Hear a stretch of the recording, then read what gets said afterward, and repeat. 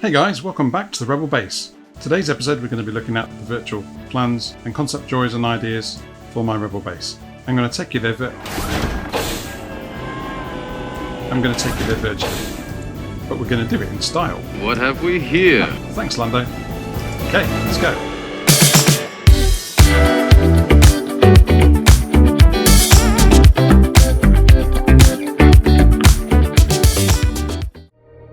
As a kid, I always dreamed of hanging out with the Star Wars characters in those Star Wars locations, whether that would have been on board the Falcon going on a new adventure, or just hanging out on a seedy little hideout on a Star Wars world. As I played with my toys, and even as an adult, I still like to look at my Star Wars collection. I had many adventures in my mind, and this was one of the inspirations as an adult to actually build myself my own piece of Star Wars, as many of you guys are working towards doing. As always, when you're building anything from a galaxy far, far away, you need to kind of work out what exactly is Star Wars. And as I said in a previous video, Star Wars has certain themes running throughout the trilogies. The first thing I did for inspiration was hit the art books. I've got lots of the art books from the movies, and I've flicked through the different images of all those awesome sets to just immerse myself in the world of Star Wars. The Imperial lighting grid, you can see that everywhere. Circular doorways, corridors, pads, all of these kind of things are used again and again in the Star Wars galaxy. So I wanted to make sure that I was borrowing from those elements in my own build.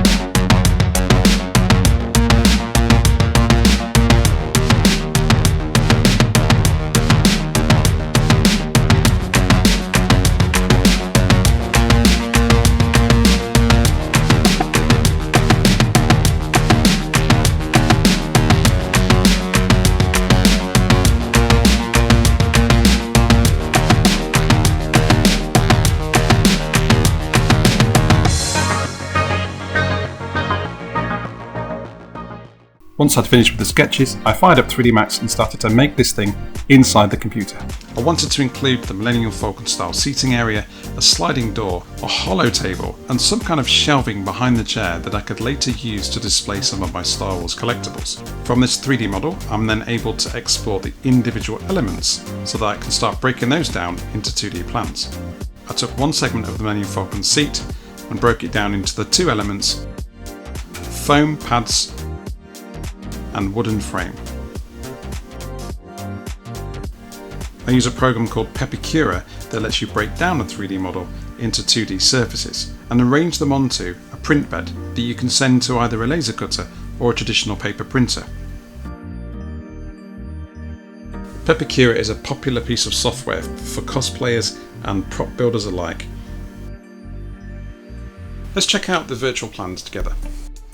To film this I have to have my garage door open and my neighbours look at me in that way that you look at someone when you're slightly concerned for their well-being and state of mind.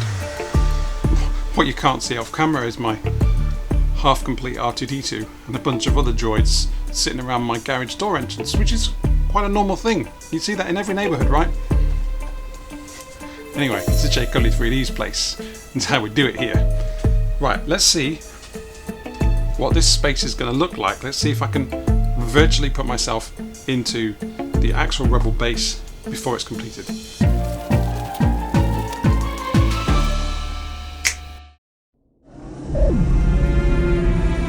Not bad. It just feels so good to finally sit in my Millenium Falcon styled seating area. Virtually, of course. You see my data pad from a few episodes ago. You should definitely check that video out in my link. Anyway, you can see this is a modular build. 3 seats here, they all follow the same design that I created in 3D Max. The cushion pads on the back will be laser cut. The ones on the actual seat where you sit are going to be cut out of 20 mil. foam by hand.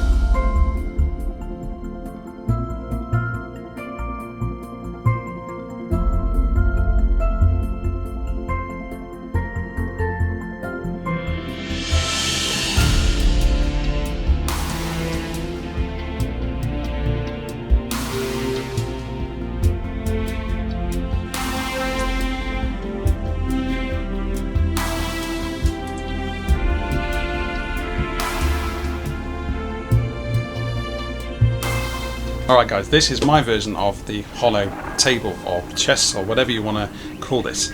On here I'm going to have some kind of holographic tech.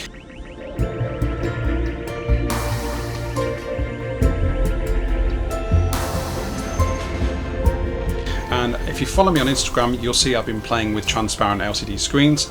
I've also got an idea to use holographic paper, which is like a transparent paper that you can project onto using a mini USB projector built somewhere into this device. So more on that in an upcoming episode.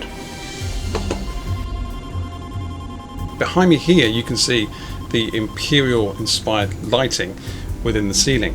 But also that rack kind of Meccano-y metal shelving you can see, which is actually the infrastructure of the ship or base. That's going to act as shelving for my Kenner Star Wars collection. I actually have almost the full set from the 70s and 80s, bar about 3 or 4 figures.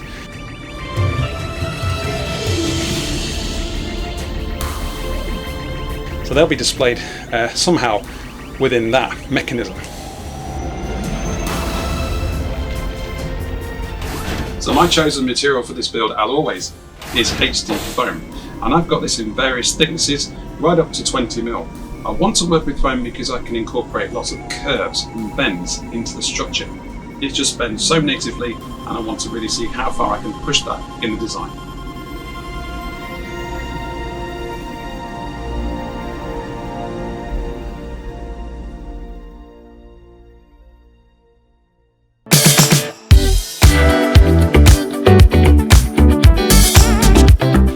I couldn't wait to show you around my Star Wars Rebel base, and I hope you've enjoyed the virtual tour. Next week we're going to be looking at making a Biker Scout style Star Wars bag, but mine won't have Baby Yoda hiding inside. Anyway guys, thanks for joining me. I'll look forward to next time where we build something from a galaxy far, far away. James, where am I? Oh.